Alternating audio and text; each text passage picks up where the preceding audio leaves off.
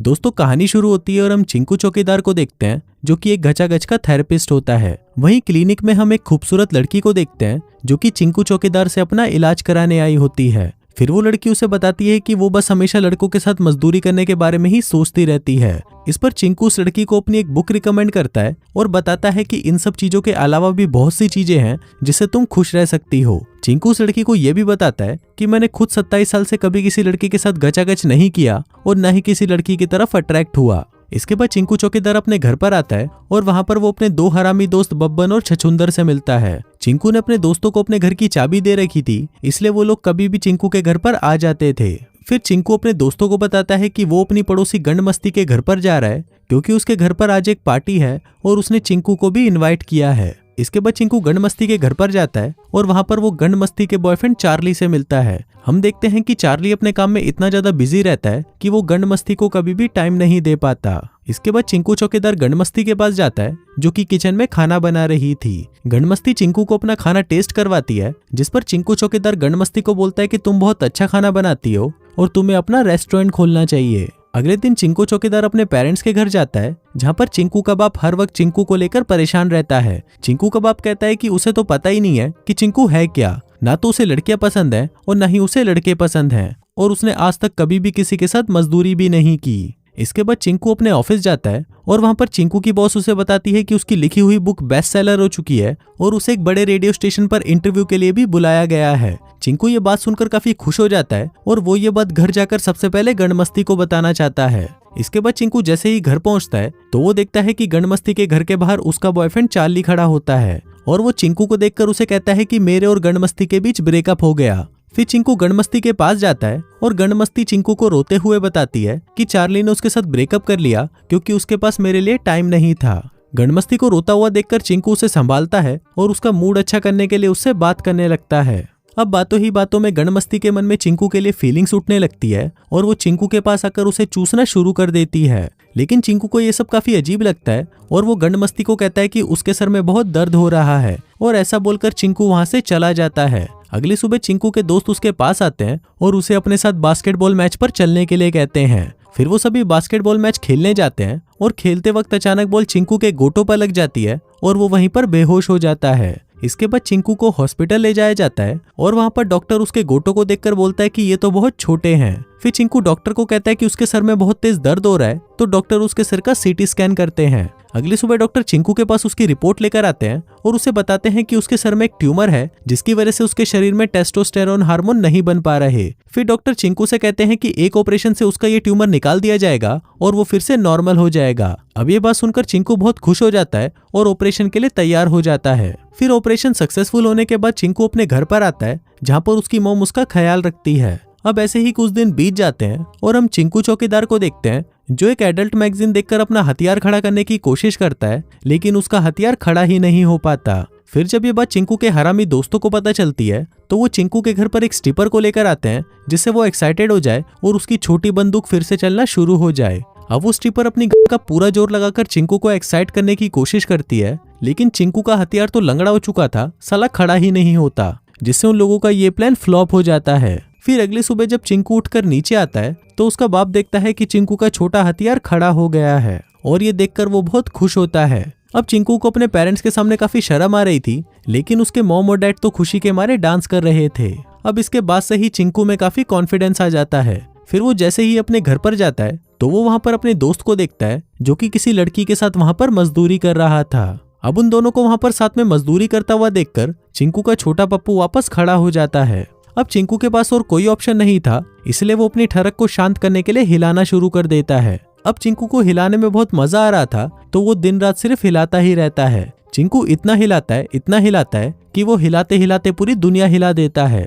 इसके बाद कुछ दिनों बाद चिंकू गंडमस्ती से मिलता है और गंडमस्ती चिंकू को बताती है कि वो एक फूड कंपटीशन के लिए दूसरे शहर जा रही है। अब ये बात सुनकर चिंकू को बहुत बुरा लगता है, लेकिन चिंकू उसके सामने ऐसा दिखाता है कि उसे इस बात से ज्यादा फर्क नहीं पड़ा और वो गंडमस्ती को बाय बोलकर वहां से चला जाता है। अगले दिन चिंकू अपने क्लिनिक जाता है और वहां पर पेशेंट्स की बातें सुनकर उसका छोटा पप्पू फिर से खड़ा होने लगता है। अब चिंकू इन सब चीजों से काफी परेशान हो गया था, इसलिए वो अपने डॉक्टर के पास जाता है और उसे अपनी सारी परेशानियां बताता है। इस पर डॉक्टर उसे बोलता है कि तुम्हारी प्यूबर्टी अभी ही स्टार्ट हुई है, इसलिए तुम्हें इन सब मुश्किलों का सामना करना ही पड़ेगा। इसके अलावा भी तुम्हें और भी चीजों का सामना करना पड़ सकता है, जैसे आवाज का भारी होना और चिड़चिड़ापन। लेकिन तुम्हें इन सब चीजों से परेशान होने की कोई जरूरत नहीं है, क्योंकि ये सभी चीजें टाइम के साथ साथ अपने आप ही ठीक हो जाएंगी। फिर उसी रात चिंकू गणमस्ती को फोन करता है और उससे पूछता है कि तुम्हारा कंपटीशन कैसा रहा। लेकिन गणमस्ती चिंकू चौकीदार को अपने पार्टनर के बारे में बताने लग जाती है, जिसको सुनकर चिंकू चौकीदार को बहुत जलन होती है और वो फोन काट देता है।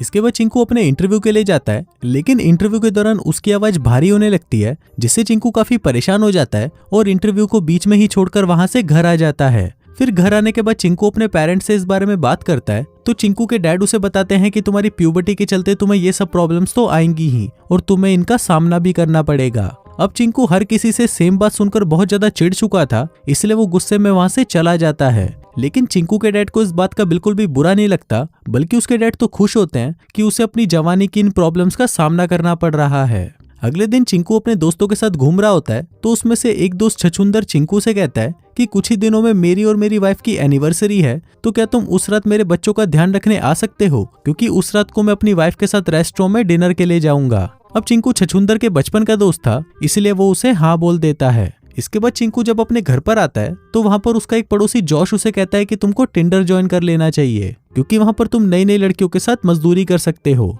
अभी सुनकर चिंकू सोचता है कि जब तक गणमस्ती आ नहीं जाती तब तक वो इन लड़कियों के साथ मजदूरी करने की प्रैक्टिस कर लेगा, जिसके बाद वो टिंडर ज्वाइन कर लेता है। फिर हम देखते हैं कि टिंडर ज्वाइन करने के बाद चिंकू हर रोज नई लड़कियों के साथ मिलता था और उनके साथ दिन रात मजदूरी करता था। अब ऐसे ही कुछ दिन बीत जाते हैं और हम चिंकू को देखते हैं, जो कि अपने क्लिनिक से घर आता है। घर आते ही वो वहाँ पर चार्ली को देखता है, जो कि गणमस्ती के घर के बाहर फूल लेकर खड़ा होता है। फिर चार्ली चिंकू को देखता है और उसे कहता है कि मुझे गणमस्ती की बहुत याद आ रही थी, इसलिए मैं गणमस्ती से मिलने और माफी मांगने आ गया। लेकिन उस टाइम गणमस्ती घर पर नहीं थी, तो चिंकू चार्ली से कहता है कि तुम ये फूल मुझे दे दो, मैं तुम्हारी तरफ से गणमस्ती को ये दे दूंगा। अब क्योंकि चार्ली के पास और कोई रास्ता नहीं था, इसलिए वो चिंकू को वो फूल देकर वहां से चला जाता है। थोड़ी देर बाद गणमस्ती घर पर आती है, तो चिंकू उसे वो फूल देकर कहता है कि ये फूल मैं तुम्हारे लिए लेकर आया हूँ। जिसके बाद चिंकू गणमस्ती को अपने साथ डेट पर चलने के लिए पूछता है और गणमस्ती उसे हाँ बोल देती है। अब जिस रात चिंकू और गणमस्ती डेट पर जा रहे थे, उसी रात छछूंदर चिंकू को फोन करता है और उसे बताता है कि आज हमारी एनिवर्सरी है और आज रात तुम्हें मेरे बच्चों का ध्यान रखने के लिए मेरे घर पर आना था।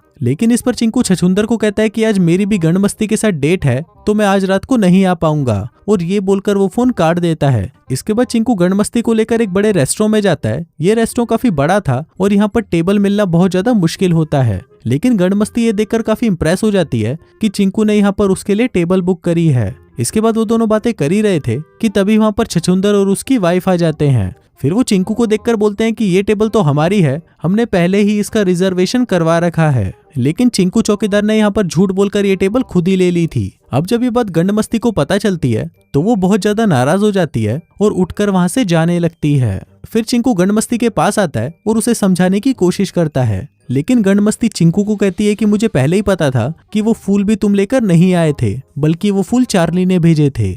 लेकिन फिर भी मैंने तुमको कुछ नहीं कहा, क्योंकि मुझे लगा कि तुम बहुत अच्छे लड़के हो और मैं तुमसे प्यार करने लगी थी। लेकिन अब तुम जैसे हो गए हो, मुझे ये देखकर बिल्कुल भी अच्छा नहीं लग रहा। और ये बोलकर गणमस्ती वहां से चली जाती है। अगले दिन चिंकू क्लिनिक जाता है और वहां पर वो एक पेशेंट से बात कर ही रहा था, लेकिन तभी वो पेशेंट चिंकू से कहती है कि मुझे तुम्हारे साथ मजदूरी करनी है। अब चिंकू उसकी ये इच्छा पूरी करने के लिए उसके पास आता है और फिर जैसे ही वो अपनी पैंट उतारने लगता है, तभी चिंकू की बॉस उसे ऐसा करते हुए देख लेती है और उसे जॉब से निकाल देती है। अब इसके बाद से ही चिंकू बहुत ज्यादा परेशान रहने लगता है। फिर एक दिन वो अपने डैड के पास उनसे बात करने जाता है, जहाँ पर उसके डैड उसे बताते हैं कि तुम्हें इस उम्र में बहुत सारी परेशानियों का सामना करना पड़ेगा, लेकिन तुम हर परेशानियों से ऐसे डरकर गिव अप नहीं कर सकते, इसलिए तुम्हें हमेशा आगे बढ़ते रहना चाहिए।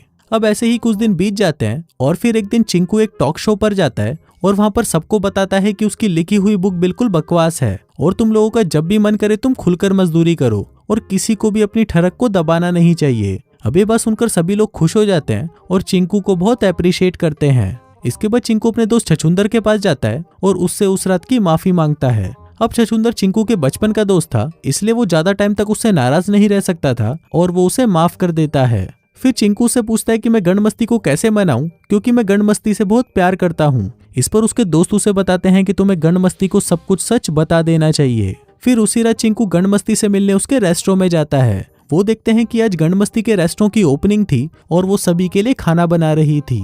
फिर चिंकू गणमस्ती से कहता है कि उसकी प्यूबर्टी 27 साल बाद फूटी थी, इसीलिए वो ये सब हरकतें कर रहा था। उधर हम चार्ली को भी देखते हैं और वो भी यहाँ पर गणमस्ती से माफी मांगने आया था। फिर चिंकू गणमस्ती से कहता है कि वो उससे बहुत प्यार करता है और उससे शादी करना चाहता है। अब चिंकू की ये बात सुनकर गणमस्ती उसे माफ कर देती है और उसे शादी के लिए हाँ कर देती है। फिर कुछ महीनों बाद हम देखते हैं कि चिंकू चौकीदार की शादी हो चुकी है और उसने गणमस्ती को प्रेग्नेंट कर दिया है। साथ ही वो एक बहुत बड़ा राइटर बन चुका है और अब उसकी लाइफ में सब कुछ मस्त चल रहा है। और इसी हैप्पी एंडिंग के साथ ही ये कहानी यहीं खत्म हो जाती है।